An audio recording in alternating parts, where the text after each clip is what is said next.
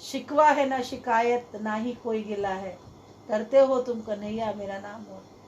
क्या रखा है जीवन में, मुझे तो नहीं समझ में आता। अब तो इतना लगने लग गया है कि लगता है इस अखंड ब्रह्मांड में एक भगवान के अलावा सुख कहीं है ही नहीं। और जो भी सुख है उनका नाम लेते ही अंदर से जैसे एक धारा प्रवाह सुख का होने लगता है, अंदर से एक चेन चलने लगती है। राधे नाम का जैसे जैसे चेन चलता है वैसे सुख प्रवाहित होने लगता है। प्रवाह ये है। तो जीवन में सुख कहाँ मिलेगा? सुख भगवान के श्री चरणों में मिलेगा, उनके नाम में मिलेगा। कर्म अपनी जगह है, कर्म आप करते जाइए। कर्म के बगैर, भगवान ने कहा है कर्म के बगैर तो कुछ नहीं होगा। तुम सोचो कि भगवान ने ये नहीं कहा कि अपना कर्म छोड़ के तुम मुझसे लगो, मेरे में मिलो, कभी नहीं कहा। भगवान ने स्वयं कर्म करके दिखाया कि तुम कर्म करने के लिए आए हो। मनुष्य चोला मिला है, अपना उधारी चुकता करने आए हो। गिव एंड टेक, जो तुम्हारा लेन देन है उसको पूरा करने आए हो। तो उसका पूरा करने के लिए उसको पूरा करो और मेरे मन लगा लो। मन मेरे में, ये इंद्रियां दिया हुआ है, उसको संसार के कर्मों में लगाओ। और अगर मन संसार के, फिर तुम्हारे पास प्रश्न होगा कि बगैर मन के तो काम हो नहीं पाता, बगैर मन के काम कैसे करेंगे हम? तो मन, जब बगैर मन के काम नहीं कर पाओगे तो मन लगाओ, बट उस कर्म को अपना ना मानो। जो वो कर्म है उस कर्म को अपना मत मानो और फिर मन लगा के कर्म कर दो। जैसे मैंने उदाहरण दिया, एक ऑफिस में बंदा जाता है, काम करने के लिए जाता है। जब वो काम करता है, अपना कर्म करता है, तो वो क्या करता है?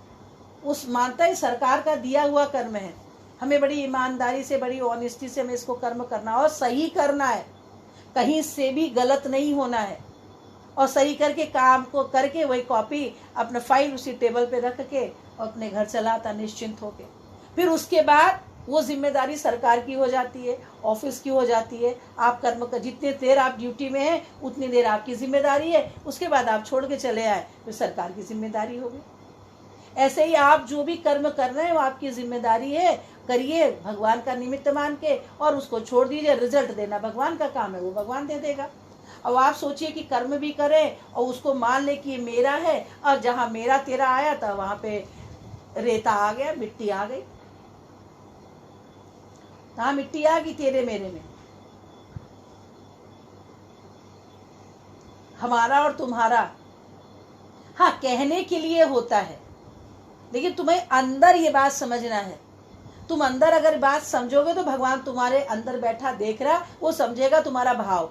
सबसे पहले तुम्हारा भाव बहुत जरूरी है। भगवान तुम्हारा भाव समझता है, तुम्हारा कर्म नहीं देखता कि तुम क्या कर रहे हो। उस कर्म में निहित तुम्हारा जो भाव है उस भाव को भगवान लेता है। कहता भाव का भूखा हूं मैं, भाव ही एक सार है और भाव से जो बसता है उसका बेड़ा पार है। हम भाव लेते हैं, भगवान कहता मैं भाव लेता हूं। तुम क्या कर रहे हो क्या नहीं कर रहे हो मैं उस पर ध्यान नहीं देता हूं। तुम्हारे अंदर उस कर्म करने का जो भाव है उस भाव को मैं लेता हूं, ग्रहण करता हूं और उसी का मैं रिजल्ट देता हूं। तो ये अब आप लोगों को ये निश्चित करना होगा कि हम जो कर्म कर रहे हैं उस कर्म में हमारा भाव कैसा है,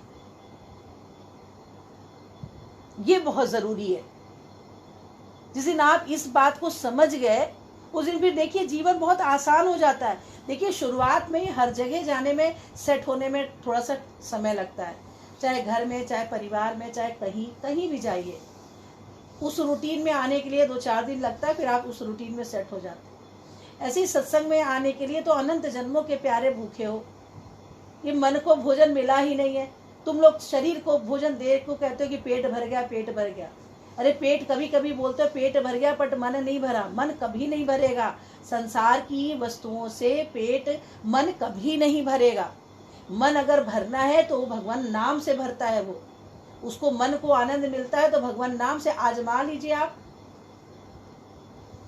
आजमा लीजिए।